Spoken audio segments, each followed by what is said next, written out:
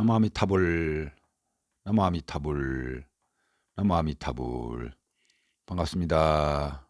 오늘의 제목은 효자, 담의 본생, 효자, 담의 본생, 이런 제목으로 말씀드립니다. 옛날에 가리국이라는 나라 안에 장님 부부가 살고 있었습니다. 그래야 눈이 밝으면 이 장님 부부는 만약에 자기들이 눈이 밝아지면 깊은 산속에 들어가서 도닦기를 원해하였으나 눈이 어두워 길을 밝히지 못하므로 집에서만 늘 걱정만 하고 있습니다. 눈만 밝으면 산속에 들어가 돌을 닦을 수 있을 텐데 하고 두 눈이 어두운 부부가 다 집안에서 걱정만 하고 있다는 것입니다. 그때 묘견이라는 보살이 이 같은 장님 부부의 뜻을 알고서 곧 그 집에 장님 부부의 자식으로 태어나서 효성이 지극한 그런 아들로 성장했다는 것입니다.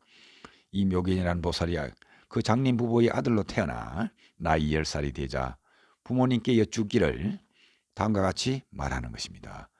어머니 아버지께서는 제가 태어나기 전에는 출가수도를 원하시더니 제가 태어난 후로는 자식 사랑에 출가수도를 까마득히 잊으시고 계시니 어찌하여 무상을 이길 만한 그러한 힘이 있습니까? 라고 묻는 것입니다.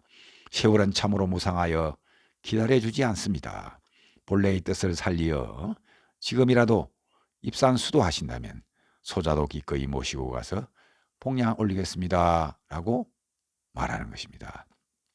이렇게 하여 두 눈이 어두운 부모 양친과 효자 담은 산 좋고 물 좋은 곳으로 찾아 들어가 수도에만 전념하게 되었습니다.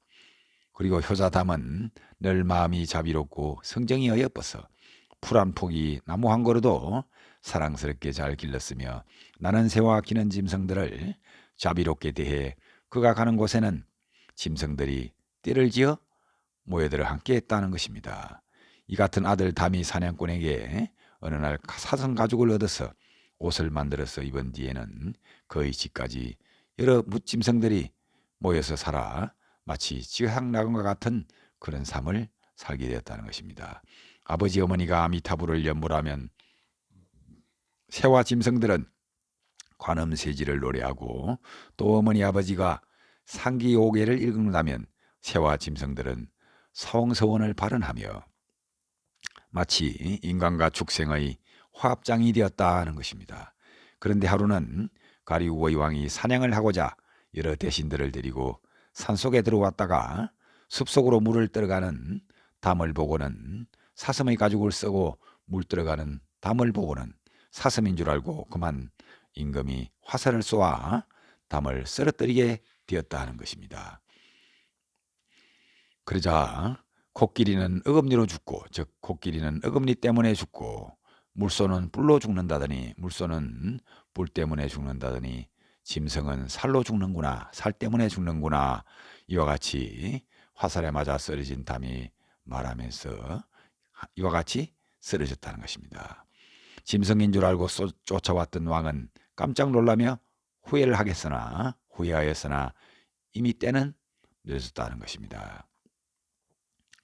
그리고 왕이 담에게 묻기를 그대는 어떤 사람이뇨 하고 묻자 담이 말하기를 대왕의 백성이옵니다.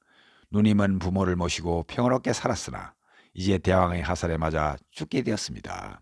원망은 하지 않으나 단지 두 눈이 먼 노부모가 걱정될 따름이옵니다.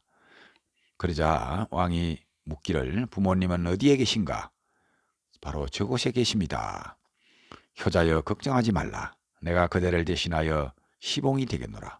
이 왕의 말을 듣고는 담은 안심한 듯이 피를 토하고 그만 죽었다는 것입니다.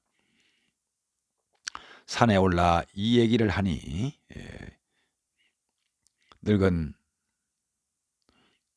도인들이 슬피 울었다는 것입니다. 가까스로 눈먼 부모를 모시고 담의 시체 앞에 다다랐으니 아버지는 아들의 다리를 붙들고 울고 어머니는 아들의 머리를 안고서 몸부림치며 울었다는 것입니다. 대왕이 쏜 화살을 뽑아 어머니는 입으로 빨면서 화살의 도끼가 모두 나에게 들어가 늙은 내가 죽게 하고 우리 아들 담이 살아나게 하소서라고 통곡했다는 것입니다. 그 어머니의 가력한 통곡 소리가 저 하늘나라 도솔천까지 들려 제석궁이 신동하는 그런 상황까지 됐다는 것입니다. 그러자 제석천왕이 곧 선약을 가지고 내려와서 죽은 아들 담을 되살아나게 했다는 것입니다. 담이 갑자기 살아나자 이 살아났다는 소식을 들은 두 봉사 어머니 아버지는 너무도 감격하여 어디 보자 하고 눈을 크게 뜨는 순간 천지가 환히 밝아졌다는 것입니다. 그동안 눈이 얻어 보지 못했던 눈이 활짝 뜨였다는 것입니다. 대왕이 두 도인의 은혜를 갖고 또 담의 효성을 표창하기 위해서 궁중으로 돌아오는 길에 같이 가자고 하니 담이 사양하며 임금님에게 청하여 아뢰기를 고맙습니다 대왕님. 그러나 대왕께서는 우리들의 사랑을 백성들에게 널리 알려달라고 간청하는 것입니다. 모두 5개와 10개를 받들게 하고 대왕께서 스스로 사냥을 금지하시면 세상에서는 몸이 편안해지고 죽어서는 지옥을 면할 것입니다 라고 임금님에게 청하는 것입니다. 사람이 세상에 사는 것이 마치 풀 끝에 이슬과 같고 또 부귀와 물거품도 부귀도 마치 물거품과 같고 은혜는 또 떠다니는 구름과 같습니다.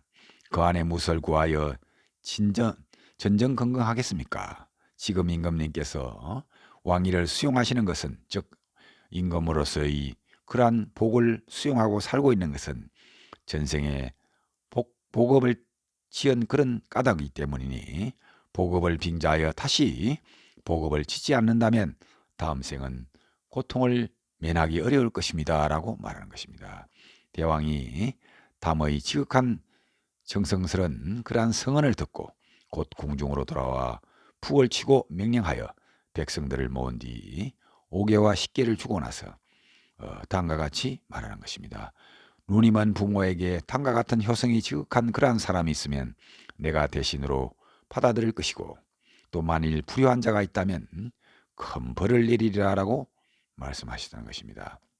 그리하여 세상에는 죽이는 자가 없어지고 즉 살생하는 자가 없어지고 모두가 화목하여 태평성대를 누리며 살았다는 것입니다.